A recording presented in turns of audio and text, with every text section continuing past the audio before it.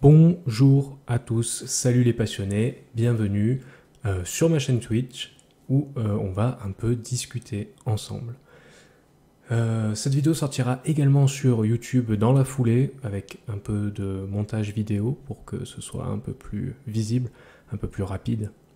Et voilà, mais sans trop forcer sur le montage. Aujourd'hui, on va juste discuter. En première partie, on va parler du boulot de mécanicien, comment c'est en réalité. Alors quand je dis en réalité, c'est parce que souvent on a une vue un peu biaisée de ce boulot quand on regarde ça à la télé ou sur les réseaux sociaux. Ça vous donnera également l'occasion de me connaître un peu mieux moi, celui qui fait les vidéos.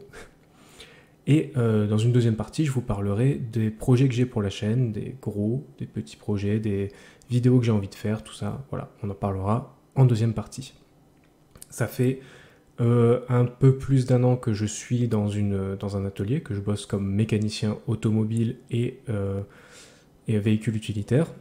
Et du coup, voilà, je vais beaucoup vous parler de mon expérience, de mes retours en tout cas sur ce métier. Et faut pas en faire une généralité, mais si jamais tu veux devenir mécanicien, ben, peut-être que ça pourra t'aider, t'aiguiller, et que tu ne te prennes pas une grosse baffe quand tu bosseras pour la première fois dans un atelier. Je vais vous parler un peu de comment je suis arrivé mécanicien, parce que ce n'est pas du tout la voie que j'avais empruntée au début, même si j'ai toujours aimé la mécanique, même si j'ai toujours été passionné d'automobile et de moto, vous vous en doutez bien. En gros, bon, j'ai fait pas mal de boulots, et un des boulots que j'ai fait a été militaire. En tant que militaire, j'étais donc au 3e régiment parachutiste du matériel, et je voulais pouvoir faire un métier au cas où je sortirais de l'armée, et j'ai bien fait. Donc, j'en ai parlé, et voilà, la mécanique, ça m'avait toujours plu, j'étais hyper intéressé, donc du coup, on m'a envoyé à Bourges, à l'école militaire de Bourges, pour apprendre la mécanique. Alors, sur place, j'ai appris la mécanique basique, énormément, en fait, même quasiment que ça. J'ai appris tout sur le papier. On ne travaillait pas sur des véhicules, on envoyait, mais voilà, c'était vraiment du théorique à fond, et j'ai appris la base, comment fonctionne un moteur, comment fonctionne un système de frein, comment fonctionne... Vraiment le basique, c'est un niveau, je dirais CAP, mais c'est hyper condensé, c'est fait en quelques semaines, en 2 mois, il me semblait. Donc, bon voilà, c'est fait à la façon militaire, hein, beaucoup de boulot, c'est très carré, c'est très... voilà. Mais j'étais avec des gars, donc des professeurs qui étaient des militaires, mais d'anciens mécanos surtout, passionnés par leur boulot, passionnés par ce qu'ils faisaient, et c'est comme ça où vraiment je me suis dit, mais ça m'a toujours plu, pourquoi je le fais pas, pourquoi j'y vais pas. Donc j'ai appris la base comme ça, et récemment, changement complet de vie, j'ai changé de région, j'ai trouvé un boulot comme mécanicien. On m'a pris, malgré que j'avais pas de diplôme, parce que j'ai fait une période d'essai où ça s'est bien passé, où ils ont vu que je savais bosser, que j'avais déjà fait des distries sur ma voiture, que j'avais faire un entretien, que je m'y connaissais, que je m'y intéressais surtout, et que je donnais mon maximum, et donc ça l'a fait. Et aujourd'hui, ça fait un peu plus d'1 an que je bosse comme mécanicien sur VL, VU, véhicules légers et véhicules utilitaires. Donc voilà pour l'historique. Maintenant, on va aborder le boulot en soi. Donc là, encore une fois, c'est mon expérience personnelle. Faut pas en faire une généralité. Mais ça se passe comme ça dans beaucoup d'ateliers, quasiment tous. Moi, j'ai énormément de chance dans l'atelier où je suis, car je suis dans un atelier où on fait... c'est un tout petit atelier. Donc on fait de la mécanique, toute la mécanique. Et ça me permet de faire des embrayages et de faire de la grosse méca, et d'apprendre, et d'avoir un gars qui a 12 ans d'expérience derrière moi qui m'aide quand je suis en galère. Donc moi j'ai énormément de chance, mais c'est pas le cas dans tous les garages. La plupart du temps, on va commencer comme monteur, si on n'a qu'un CAP, voire même un bac pro, hein. On va commencer comme monteur pneus et faire tout ce qui est service rapide, en fait, des garages de service rapide, c'est-à-dire tout ce qui est entretien, filtre, le basique, quoi.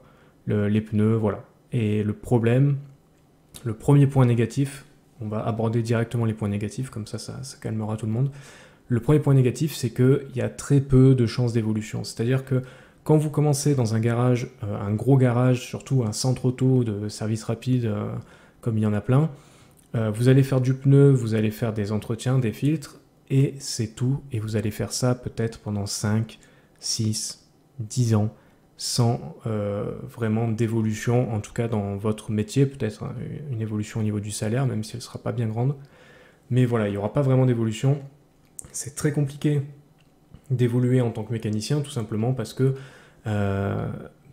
un atelier, que vous soyez 50 ou que vous soyez 4, il n'y a qu'un chef d'atelier. Souvent sa place, il la garde pendant 30 ans, j'en sais rien. Mais voilà. Et après, il y a le chef d'agence, mais ça, c'est encore un autre métier. Donc il y a très peu de chances d'évolution, et ça, c'est un gros point négatif. Par contre, si vous avez la chance de faire toute la méca comme c'est mon cas, vous allez être indispensable. Alors ça, c'est un des points positifs de ce boulot, c'est qu'il n'y a pas de mécanicien, il n'y a pas de bons mécaniciens.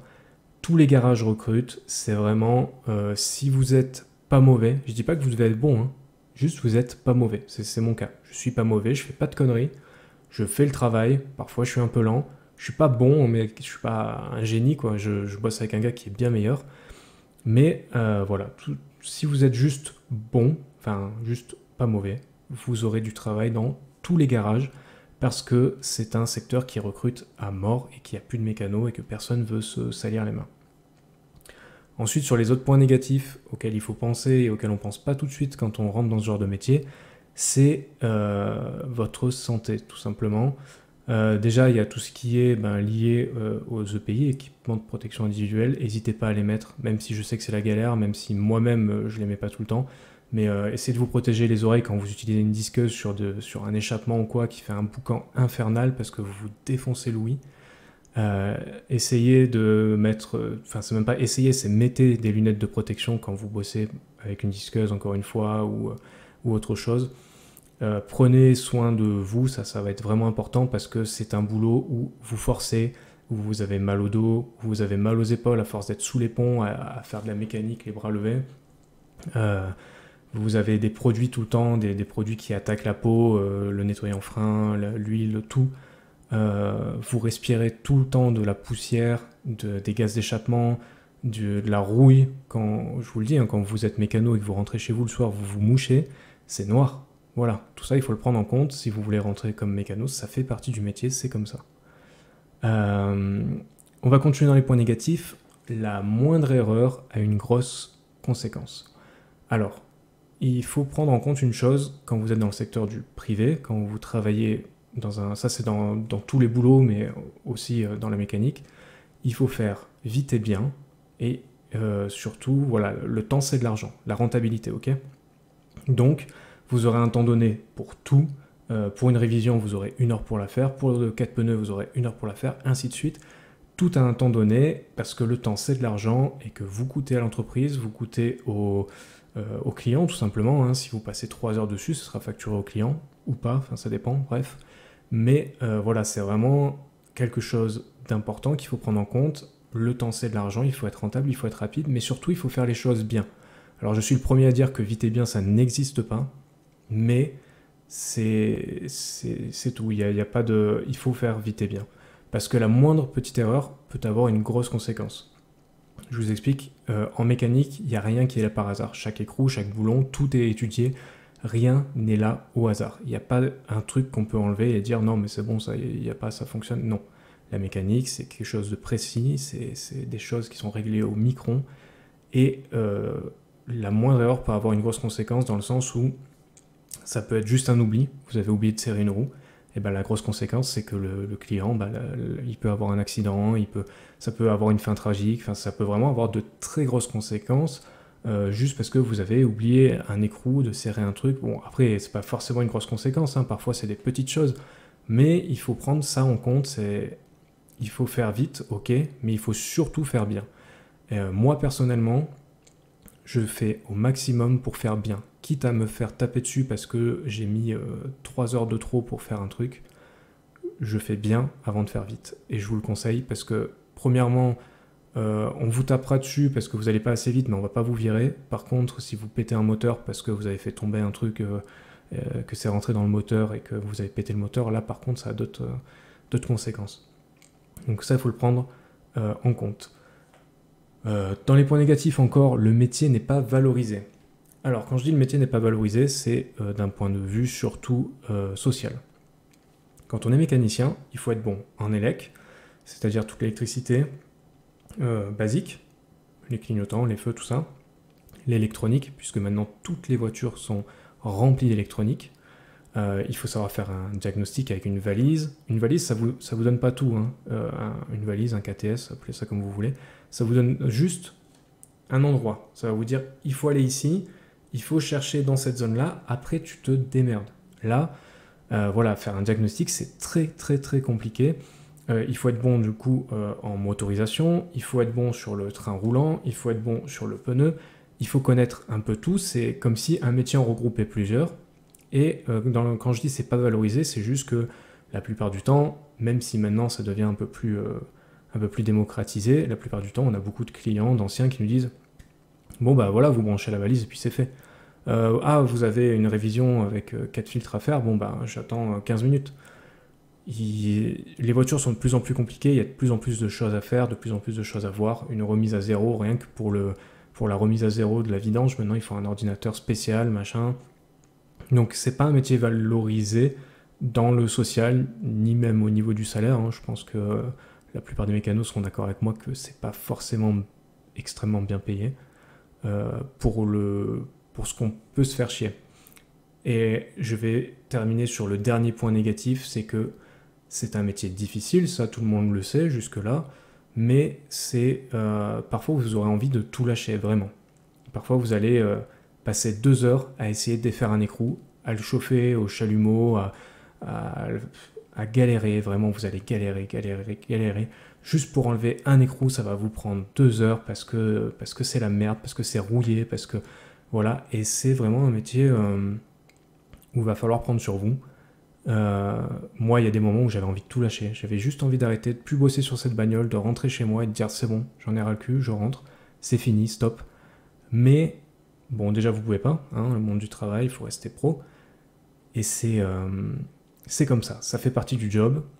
Il faut le prendre en compte. C'est pas un métier facile, mais il y a du positif. Et là, on va enfin partir sur les points positifs, puisque là, depuis tout à l'heure, à mon avis, vous vous dites non, mais en fait, je serai jamais mécano, quoi. C'est pourri ce métier. Non, on va parler des points positifs.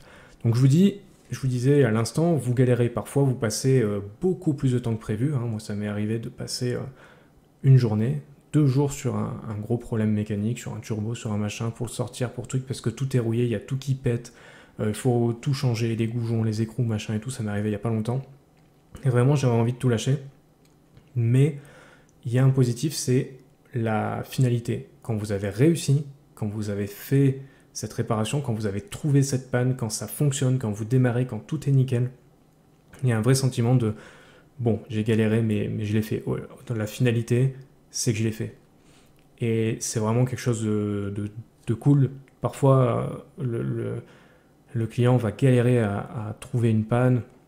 Il a été dans plusieurs garages, et puis vous le sortez de la merde, littéralement, hein, parce que maintenant, avoir une voiture, c'est vital. Vous pouvez pas bosser sans voiture, vous pouvez pas... Voilà, et c'est beaucoup de gros frais très rapides. Donc, quand vous trouvez vite la panne, quand vous la réparez, ou quand vous changez la pièce rapidement, et que tout est bien fait, et que tout fonctionne, et que le client n'a pas pour très cher, eh ben, il va vous remercier, et même pour vous, vous verrez, c'est vraiment génial de se dire, putain merde, voilà, j'ai galéré, mais j'ai réussi, et ce sentiment-là, il est vraiment cool. Et ça, malheureusement, vous l'aurez que si vous faites de la vraie méca. Moi, j'ai beaucoup de chance, énormément de chance d'être tombé dans un garage où on me laisse faire les choses, malgré mon peu d'expérience, on va dire. En tout cas, mon peu d'expérience, oui voilà ça, mon peu d'expérience, parce que sur le papier je connais, mais quand il faut faire c'est autre chose. Et du coup, si vous avez la chance de faire de la vraie méca, vous aurez ce sentiment-là, la galère, mais aussi la réussite. Et ça c'est top, c'est sûr qu'en changeant des pneus ça vous arrivera pas. Mais voilà, pour les points positifs.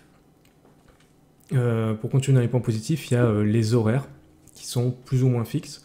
Alors vous allez avoir des horaires parfois qui peuvent changer d'une semaine à l'autre, ça dépend un peu des garages, de si vous bossez samedi, si machin, ces trucs. Mais moi perso j'ai des horaires fixes, j'ai mes week-ends, c'est génial. J'ai fait énormément de boulot avec des horaires galères, avec pas de jours de con. Enfin, pour vous dire, j'ai été dans la police, j'ai été dans l'armée, j'ai été dans des boulots comme coach sportif ou quoi, où c'est vraiment des horaires pourris de merde, où on a ces jours de repos qui sont séparés, où on travaille tard, où il n'y a pas de férié ou rien. Non, là, vous avez plus ou moins des horaires fixes. Moi, je sais que je termine à 18h, je sais que je pars à 18h. C'est arrivé, c'est extrêmement rare, je crois que ça m'est arrivé 2 fois en un an, de devoir rester parce que le client, putain, demain, il doit partir, il doit faire 1000 bornes avec sa voiture, il faut qu'elle soit prête pour demain, il est 18h, et tant pis, on continue, et au pire, je crois que je suis rentré à 19h. Enfin voilà, vous avez des horaires fixes, ça c'est cool. Il y a, ça encore une fois, c'est si vous faites de la vraie méca, il n'y a pas de monotonie. Quand vous arrivez, vous avez plusieurs voitures à faire, vous n'allez jamais faire la même chose. À part peut-être ce qu'on appelle le rush des pneus en début d'hiver, qui est par exemple très intense, parce que moi je vis à la montagne, donc forcément les pneus hiver c'est hyper important. Et donc là vous allez faire que du pneu, mais il y a une vraie... vous n'allez pas avoir de monotonie dans le sens où là vous allez faire, ok, vous allez faire des filtres, après vous allez bosser sur un turbo, après vous allez bosser sur des rotules. Les voitures sont toujours différentes. Si vous faites du multimarque, ce qui est mon cas encore une fois, vous êtes tout le temps sur des véhicules différents, toutes les façons de faire sont différentes. En fait, vous apprenez constamment. Et il faut, parce que tout évolue constamment, il faut apprendre constamment, et vous allez être toujours surpris, vous allez être toujours... voilà, il n'y a pas de monotonie. Pour moi, en tout cas, c'est une bonne chose. Je le mets vraiment dans les points positifs, parce que travailler à l'usine et faire la même chose toute la journée pendant 8 heures, je pense que je pèterai les plombs. Donc voilà, pour moi, c'est un point positif. Il n'y a pas de monotonie. Il y a la passion. Alors, si vous voulez être mécano, il faut un minimum de passion, vraiment. Parce que, encore une fois, c'est un boulot difficile. Parfois, vous aurez envie de tout lâcher. Et c'est la passion qui va vous faire rester. C'est d'aimer comprendre, d'aimer savoir comment fonctionne un moteur. La passion de l'automobile, tout simplement. C'est ce que j'essaie de véhiculer au maximum sur ma chaîne YouTube. Et voilà, il faut un minimum de passion. C'est un boulot comme tant d'autres où il faut de la passion. Je pense pas que... on ne peut pas devenir pompier sans un peu de passion. On ne peut pas devenir médecin sans un peu de passion. Mécano, mine de rien, on ne dirait pas, mais c'est pareil. Il faut un minimum de passion. Il faut un minimum d'envie et de volonté, quoi. Donc voilà pour les points positifs. Et dernier point positif que je dirais, et là encore une fois, c'est sur mon expérience personnelle, mais il y a souvent une très bonne ambiance. Une bonne ambiance dans les garages, les gars sont cool, c'est assez jeune, tout le monde rigole. Après, il y a des moments, bien sûr, forcément, où c'est plus dur, où quand tout le monde galère, quand c'est le rush, quand il faut courir, quand il faut faire tout ceci, cela, que tu as le garage qui est rempli et que tu dois encore faire une voiture dehors sur le parking parce que les gens attendent, ils sont pressés, ainsi de suite. Là, ça peut être un peu tendu, mais sinon, en généralité, il y a une bonne ambiance. Et moi, j'ai la chance d'être avec des gars qui sont super et d'avoir une super ambiance dans mon boulot. Et ça, mine de rien, c'est à ne pas négliger. C'est un bon milieu. Souvent, il y a des petites blagues, des petits machins, mais souvent on se pousse, on se tire vers le haut. Vraiment, les anciens apprennent aux nouveaux, parce que l'école, ça suffit pas, clairement. Et vous allez apprendre le métier sur place. C'est un métier qui... Il faut aller faire un CAP, un bac pro, ou ce que vous voulez. Mais la théorie, ça va. Moi, j'ai fait de la théorie. Mais quand c'est de la pratique, c'est autre chose. Vraiment... C'est un autre monde, la pratique, et si vous avez personne derrière vous, ça va être compliqué, et c'est pour ça que souvent, il y a une bonne entraide, une bonne cohésion dans les garages. Ça me rappelle un peu, on va dire un peu, sans exagérer, l'armée, dans le sens où on est tous dans la même merde, et donc du coup, on essaie de s'entraider. Voilà un peu pour le métier de mécanicien. Pour conclure, je dirais que en fait, ça n'a rien à voir avec ce que vous voyez à la télé. Quand le gars il arrive et qu'il change un turbo, hop, en un claquement de doigts, qui le sort, et qui dit voilà, on change le turbo, machin, et puis ça redémarre nickel, alors qu'il te montre pas qu'il faut mettre de l'huile, que le mieux c'est de faire tourner le moteur sans le démarrer pour que la pression d'huile monte, pour qu'il y ait de l'huile dans le turbo, pour pas le tout péter. Bref, il y a beaucoup de choses que vous verrez pas à la télé, déjà parce que c'est chiant, parce que c'est ennuyant, tout ça, après ça je le comprends, mais on a tendance à croire, on a une vision biaisée de ce métier en se disant en fait c'est facile, en fait j'enlève un truc, j'en mets un autre, et puis voilà, c'est... Mais non, ça n'a rien de facile, c'est un boulot qui n'a rien de facile, mais c'est un boulot super. Voilà pour la première partie, donc j'espère que ça vous aura éclairé, que ça vous aura plu. J'espère vraiment que vous partagerez avec moi au maximum dans les commentaires tout ça.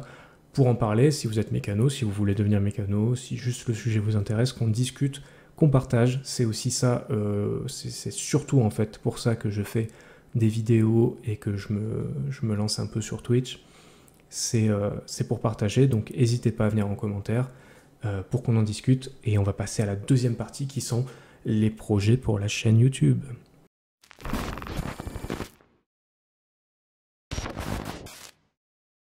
Premièrement, je sais que j'ai pas publié depuis longtemps, je publie pas beaucoup, mais vous inquiétez pas, j'ai commencé l'écriture d'une grosse vidéo qui arrivera quand elle arrivera, parce que mine de rien, je travaille, tout ça, j'ai pas beaucoup de temps libre, et du coup je mets mon temps libre là-dessus, mais les grosses vidéos ça prend énormément de temps de recherche.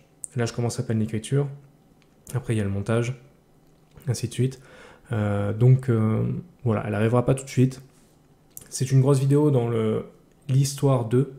Donc c'est les vidéos que je fais, par exemple l'histoire de BMW, qui est la vidéo qui a le plus marché sur ma chaîne, donc merci beaucoup. Elle est à 55 000 vues, donc c'est juste énorme. En moyenne je fais 100 vues, puis elle est à 55 000, elle est un peu à part. Donc voilà, ça va être une vidéo comme celle-ci, je vous en dis pas plus, comme ça il y aura la surprise. Mais c'est une vidéo comme celle-ci qui va sortir et que je commence à écrire actuellement, donc vous inquiétez pas, il y a des vidéos qui arrivent. En parlant de vidéos, j'ai énormément de projets, énormément de choses prévues. J'ai un petit carnet où je note toutes mes idées, tout ce que j'aimerais faire. J'ai pas mal d'idées de vidéos que peut-être j'en ferai avant de sortir la grosse vidéo, parce que comme la grosse demande beaucoup de temps de travail, tant je vais essayer de sortir des vidéos entre temps, comme celle-ci que je suis en train de tourner actuellement avec vous. Et voilà. Ah oui, je voulais aussi vous dire merci pour la vidéo F1 2022. Pourquoi se remettre à la Formule 1 en 2021-2022 qui est en train d'exploser depuis dimanche. Je sais pas pourquoi. Je pense que c'est parce qu'il y a eu les nouvelles Formule 1 2022 qui ont été dévoilées et que du coup, voilà.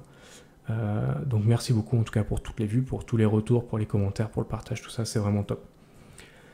Pour les petites vidéos, je vais un peu vous dire un peu ce que j'ai en tête, et comme ça vous pourrez me dire, vous, ce que vous souhaitez voir, s'il y a quelque chose que vous aimeriez en plus que les autres en particulier, et puis comme ça vous me le dites en commentaire ou sur Facebook, parce que j'ai créé une page Facebook hier, waouh, enfin, Insta, enfin bref, tout ça, vous m'écrivez, vous me dites, et puis voilà, je vais vous dire un peu. Qu'est-ce que j'ai noté ? Mécanique vs télé. Donc là c'est un peu ce que je vous disais. En gros ce serait plutôt orienté humour, où on compare un peu les émissions télé où tout se passe bien, tout est facile et tout par rapport à la réalité. Donc voilà, j'en dis pas plus, j'ai des idées en tête, hein, mais voilà, ce serait ce genre de vidéo. Une vidéo plus explicative, plus mécanique, la vraie, qui explique qu'est-ce que c'est que la puissance, les litres, les chevaux, le couple.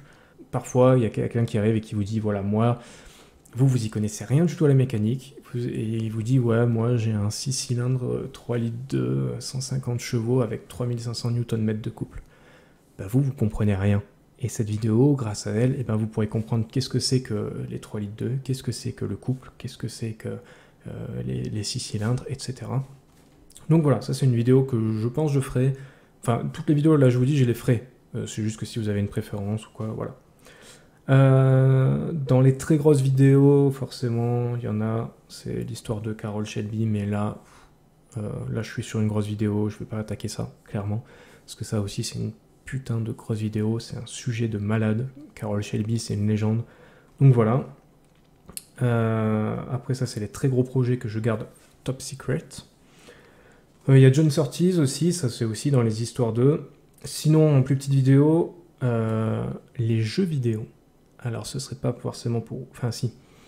Pour parler des jeux vidéo, de ceux qui m'ont lancé, parce que ma passion dans l'automobile est partie de Gran Turismo, par exemple. Que je connais toutes les marques qui vont dans n'importe quel pays, c'est grâce à Gran Turismo 1, il me semble.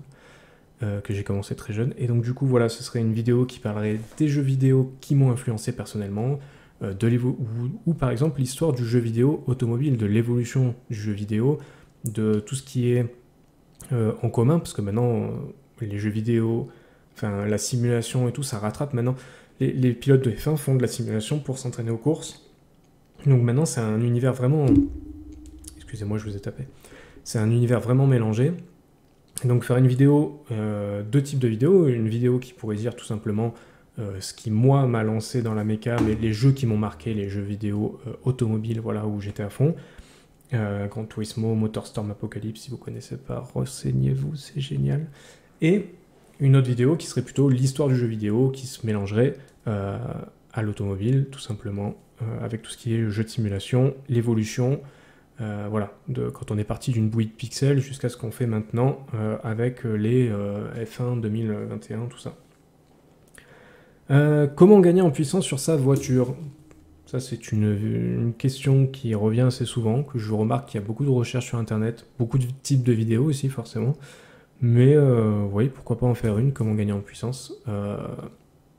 Gagner en puissance réelle, pas en mode Jackie, je parlerai pas de percer son pot d'échappement et enlever son filtre à air, mais comment réellement gagner en puissance.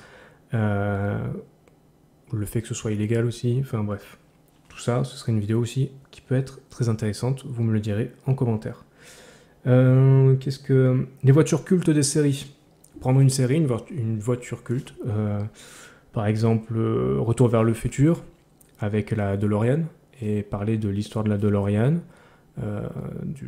voilà, tout ça. Donc là, ce serait les voitures cultes, selon les séries, tout ça. Je donne énormément d'idées, ça se trouve, on va toutes me les voler, tant pis, c'est pas grave.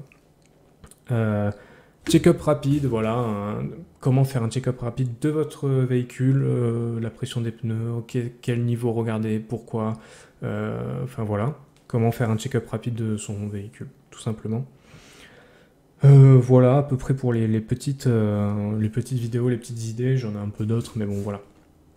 On a fait le tour, je pense qu'on est pas mal. Après, il y a des très gros projets. Alors, les très gros projets... ceux-là, j'en parlerai pas parce que, par exemple, j'ai un projet mécanique qui n'a jamais été fait sur l'histoire de YouTube. Enfin, je pense pas. Hein. En tout cas, le YouTube francophone, j'ai jamais vu passer. J'aimerais énormément le faire, mais je manque de moyens, de temps, d'argent. Il faudra un véhicule déjà. Je peux pas faire le véhicule, c'est-à-dire bosser dessus, ce qu'il y a à faire, tout ça, et filmer, et comment. Enfin. Je peux pas tout faire, là, il faudrait au moins un gars qui filme, au moins ça, un gars qui s'y connaisse. Il faudrait que je puisse m'entourer en fait de personnes qui s'y connaissent et arriver dans un niveau un peu plus pro. Et pour ça, c'est juste pas possible actuellement. J'espère un jour, hein, vraiment, j'espère du fond du cœur qu'un jour, ça fonctionnera un peu plus et que je pourrai faire ça. Mais là, c'est pas possible et je veux pas le faire, je veux pas bâcler en fait. Je veux pas faire J'ai deux énormes projets. Et ces deux projets, je veux qu'ils soient le plus pro possible, je veux qu'ils soient nickel, et j'attendrai le temps qu'il faudra. Peut-être qu'un jour, je m'y investirai quand même, je ferai un crédit, j'en sais rien. C'est deux gros projets que j'aimerais sortir. Il y a un projet méca et un projet qui est un court-métrage en fait. Ce serait un court-métrage vraiment court, un peu en mode pub, un peu plus, enfin voilà. Qui gravite autour d'une voiture, autour des émotions, des sentiments que peuvent procurer une voiture, que tout ce qu'elle amène.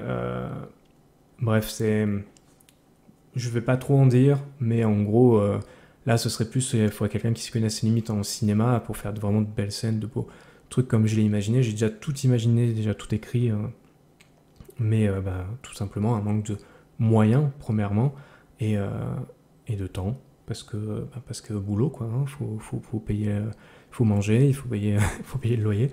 Donc voilà. J'ai deux énormes projets, sachez-le en tout cas.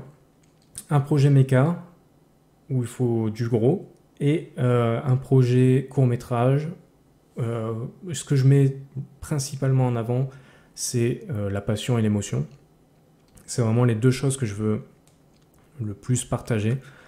C'est pour ça que l'histoire automobile, c'est quelque chose qui me plaît, c'est parce qu'il y a beaucoup d'émotions autour de ça. Voilà, bref, ces deux vidéos sortiront peut-être un jour, elles sortiront peut-être jamais.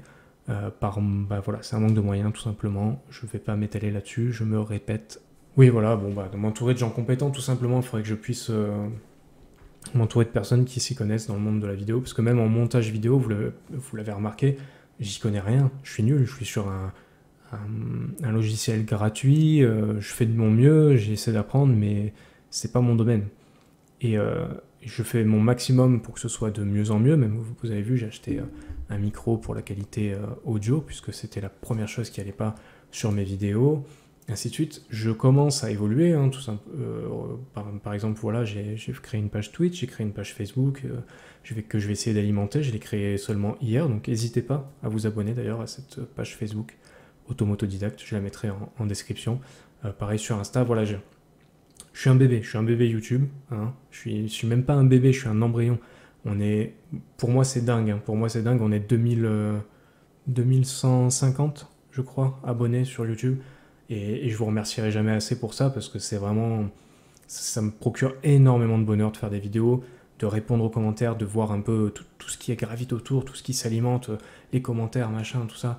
Voilà, moi c'est un bonheur de fou de bosser là-dessus. Moi c'est ma passion, je la partage avec vous me le rendez super bien.